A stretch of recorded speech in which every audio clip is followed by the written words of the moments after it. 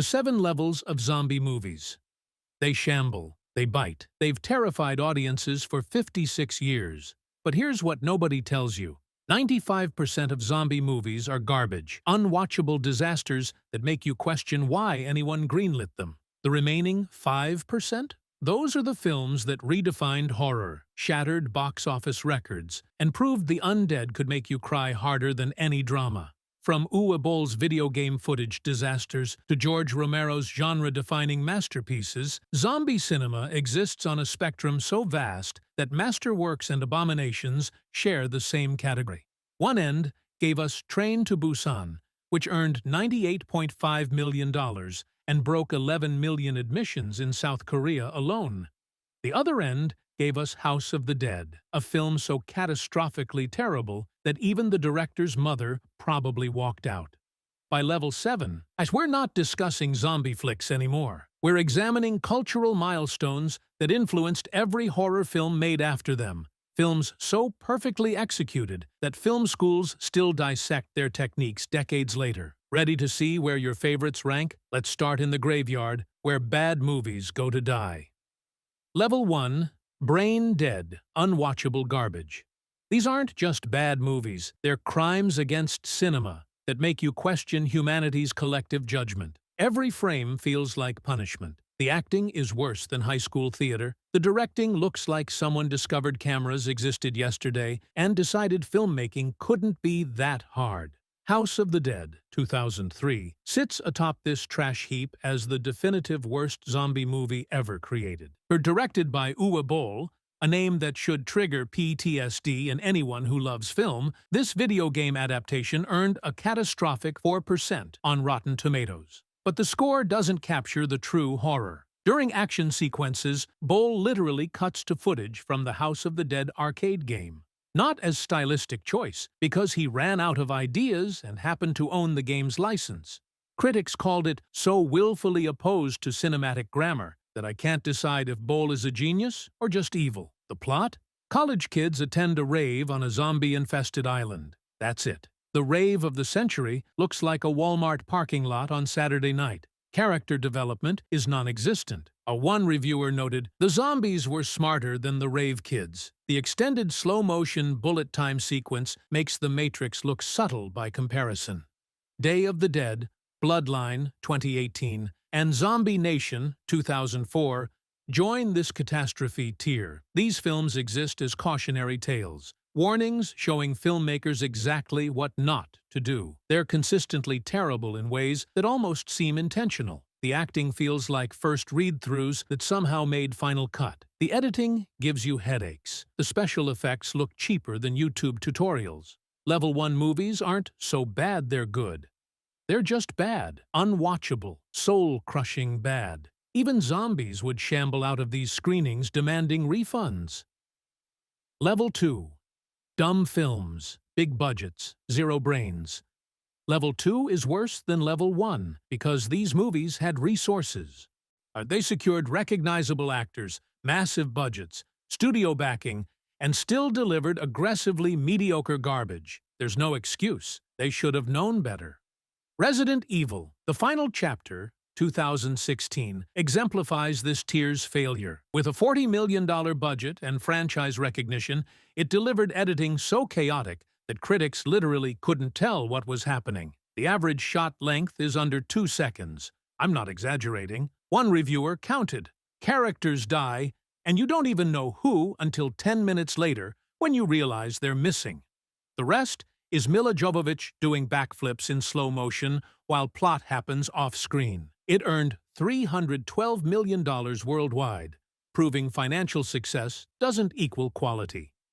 Army of the Dead, 2021, had a zombie tiger, robot zombies, and a zombie king-queen subplot going nowhere. Zack Snyder clearly had a list of cool shit and filmed everything without asking if any of it mattered. Spoiler, it doesn't. Despite Dave Bautista's committed performance and a $90 million Netflix budget, the film collapses under its own ambitions. The heist plot is generic. The character deaths are predictable. That zombie tiger, initially amazing, becomes a gimmick, highlighting how substance-free everything else is. The Dead Don't Die, 2019, wastes Bill Murray and Adam Driver on Jim Jarmusch's quirky meta-commentary about consumerism. Zombies moan Wi-Fi and Chardonnay because they want what they loved in life. Get it? It's hilarious. Except it's not. It's pretentious and boring. Critics fell asleep watching it. These movies work as background noise while folding laundry. You won't miss anything important. And they're professionally made disasters that prove big budgets can't compensate for lack of vision, discipline, or genuine creative purpose. Level 3. Passable films. I'd wasted potential. This is the most frustrating tier because you can see the great movie buried under terrible creative decisions. These films had genuine potential and completely squandered it through incompetence, cowardice, or studio interference. Zombieland, Double Tap, 2019, reunited the entire cast, gave them more money, then forgot what made the original work. The 2009 film was tight, clever, character-focused, a found family story wrapped in apocalypse humor. The sequel is louder, dumber, and introduces new characters who are discount versions of the ones we already love. It earned $122.8 million worldwide, but left zero cultural impact.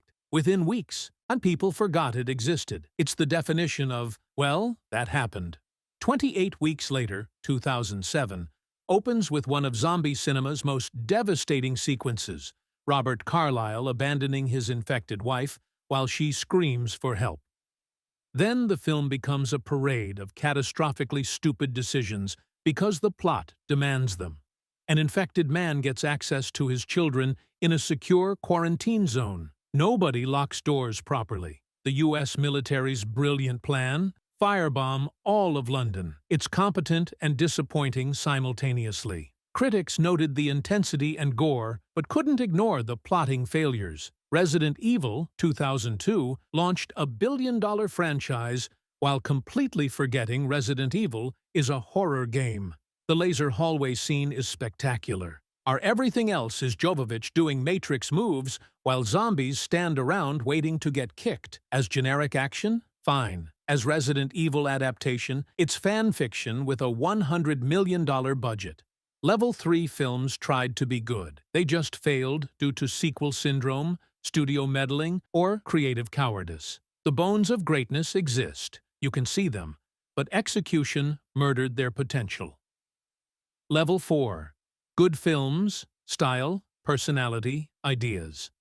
Level 4 movies finally cracked the code, have an actual point of view. These films possess style, personality, and ideas, even when they don't always stick the landing. They're worth watching, genuinely entertaining, and occasionally brilliant. World War Z, 2013, should have been a complete disaster. Massive reshoots, budget overruns, an entirely replaced third act. Every sign pointed to catastrophe. Yet somehow it works anyway. The Israel Wall sequence, where zombies build a pyramid of bodies to climb over, is genuinely spectacular and terrifying. Brad Pitt delivers his concerned dad saves the world performance with commitment. The problem? Max Brooks' source novel is a brilliant anthology exploring zombie war from multiple global perspectives. The film is just Brad Pitt running around being Brad Pitt. It's good, 95% Rotten Tomatoes, $540 million worldwide. But it could have been legendary. Pontypool, 2008, might be the weirdest zombie movie ever made. The infection spreads through language, specifically English words. The entire film unfolds in a radio station where DJ Grant Mazzy, Stephen McHattie, slowly realizes speaking certain terms turns people violent. It's creative, genuinely unsettling when it works, and completely unique. And when it doesn't work, it's just people talking about a concept for too long. But that ambition and originality deserve respect. Planet Terror, 2007, gives Rose McGowan a machine gun leg and delivers Robert Rodriguez's grindhouse zombie vision with zero apologies. It knows exactly what it is. Stupid, excessive, self-aware trash. The deliberately degraded film quality gets old fast, and it was definitively the weaker grindhouse half, but its commitment to gonzo excess makes it memorable. These films entertain, provoke thought, and occasionally dazzle. even if they never quite achieve greatness. Level 5. Great films, emotional weight, real stakes. Level 5 is where zombie movies remember they can make you feel things besides, haha, cool gore. These films have genuine emotional weight. Characters matter. You actually get upset when someone dies, which feels weird during a zombie movie, but proves the filmmaking succeeded. The Girl with All the Gifts, 2016, centers on Melanie Senia Nanua, a little girl infected with fungal zombie virus but retaining her mind. She's strapped to a wheelchair in a military base, treated as a weapon by most, as a student by one sympathetic teacher, Gemma Arterton. The film asks genuinely uncomfortable questions. What makes someone human? Does humanity deserve saving if we're monsters to children? Nanua's performance breaks hearts. The ending is bleak, perfect, and completely earned. It's not really about zombies, it's about how we define humanity. Based on M.R. Carey's novel, it earned 87% on Rotten Tomatoes and grossed $4 million on a tiny budget. Dawn of the Dead, 1978, is George Romero's consumerism satire disguised as zombie horror.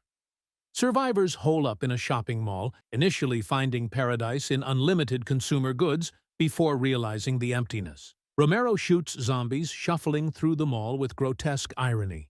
They're drawn to what they loved in life. The social commentary cuts deeper than any zombie bite. It grossed $55 million on $650,000 budget and influenced every zombie film since. 28 Days Later, 2002, explores rage, masculinity, and societal collapse. Cillian Murphy's bicycle courier transforms into someone capable of brutal violence, mirroring society's destruction. Danny Boyle argues the real infection is rage itself. We were already infected before the virus hit. The zombies are just the excuse. And it earned $84.7 million and revolutionized zombie cinema with Fast Zombies. Level 6. Amazing films, genre-defining masterpieces. Level 6 films didn't just transcend zombie movies. They became genre-defining masterpieces that expanded what horror cinema could achieve. Every element serves psychological and thematic purpose. The zombies aren't the point. They're vehicles for exploring deeper human truths. Zombieland, 2009, is the zombie comedy that actually works, because it's not really a comedy. It's a found family story wrapped in apocalypse humor. Columbus's rules aren't jokes. They're trauma responses, ways to maintain control when everything's chaos. The core four form a dysfunctional family more genuine than most dramas. Tallahassee's Twinkie obsession is revealed as displaced grief over his dead son. Woody Harrelson's performance sells that pain. The Bill Murray cameo is perfect because it's simultaneously unnecessary and thematically essential. The film understands zombie apocalypse would be terrifying and absurd simultaneously. It's optimistic without being naive, funny without undercutting stakes, genuinely moving without manipulation. It earned $102.4 million on $23.6 million budget and achieved 89% Rotten Tomatoes. Shaun of the Dead, 2004, is Edgar Wright and Simon Pegg executing every zombie trope so perfectly it works as comedy and horror simultaneously. The script is mathematically tight. Dialogue from Act 1 becomes literal in Act 3, but the opening tracking shot of Shaun's daily routine mirrors the zombie attack later beat for beat, because the film's argument is, we're already zombies, shuffling through life on autopilot. When Shaun kills his zombified mother, it hurts. When Ed stays behind so Shaun can escape, their friendship ending is genuinely moving. Most parodies punch down at genres. Shaun loves zombie movies too much to mock them. It celebrates them while being funnier and smarter. Earned $30 million on $6.1 million budget with 93% Rotten Tomatoes. These films refuse genre limitations, using zombies to explore consumerism, rage, masculinity, connection, and isolation with profound insight. Level 7. Magnum Opus, Cultural Milestones. Level 7 is where we stop discussing good movies and start discussing cultural milestones. See, these aren't films you watch. They're films you experience, study, and measure every other zombie movie against. They're the reason zombie movies matter. Night of the Living Dead, 1968, is patient zero for the entire genre. Before this, zombies were voodoo slaves in white guy goes to Haiti movies. After this, zombies were U.S., dead humans returning to eat the living.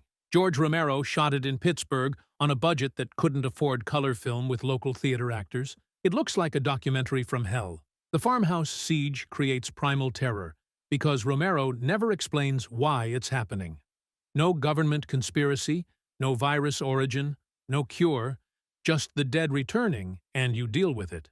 The zombie child killing her mother with a garden trowel violated fundamental parent-child relationships and still disturbs today. But the real genius was casting Dwayne Jones as Ben. A black man as the smart, capable protagonist in 1968 wasn't just progressive, it was radical. The ending where Ben survives the zombie night, only to be shot by a white posse who mistake him for a zombie, that's Romero, examining civil rights-era America and making horror about racism disguised as zombie film. Final images show Ben's body dragged with meat hooks, more disturbing than any zombie. It created the template for using zombies as social commentary. Every zombie movie since exists in conversation with it. Train to Busan, 2016, is Korean director Yeon Sang-ho executing zombie formula with such emotional precision you forget you're watching genre film. Workaholic father Seok-woo, Gong-yoo, and daughter Soo-an board a train to Busan, then a zombie boards too. And the train becomes society's microcosm with different classes in different cars. Gong-yoo's transformation from selfish corporate drone to self-sacrificing father is devastating. When he gets infected protecting Soo-an, he stumbles away while having flashbacks to her birth, prioritizing work over her, realizing what he's losing. Then chooses to jump rather than attack her. The daughter and pregnant woman walk through the tunnel singing Soo-an's song. Soldiers ready to shoot, until hearing her voice and realizing they're human. It's devastating. You earn every tear because the film spent 2 hours building these characters. It grossed $98.5 million on $8.5 million budget with 95% Rotten Tomatoes and broke Korean box office records with 11+ million admissions. These films define what zombie cinema can be, the absolute peak of the genre. Conclusion. From Boll's video game footage, catastrophes, to Romero's genre-defining social commentary, zombie cinema spans the widest quality gap in horror. Level 1 trash exists as warnings. Level 7 masterpieces exist as permanent cultural touchstones that changed filmmaking forever. The difference between Resident Evil, the final chapter, Level 2 garbage, and Train to Busan, Level 7 masterpiece?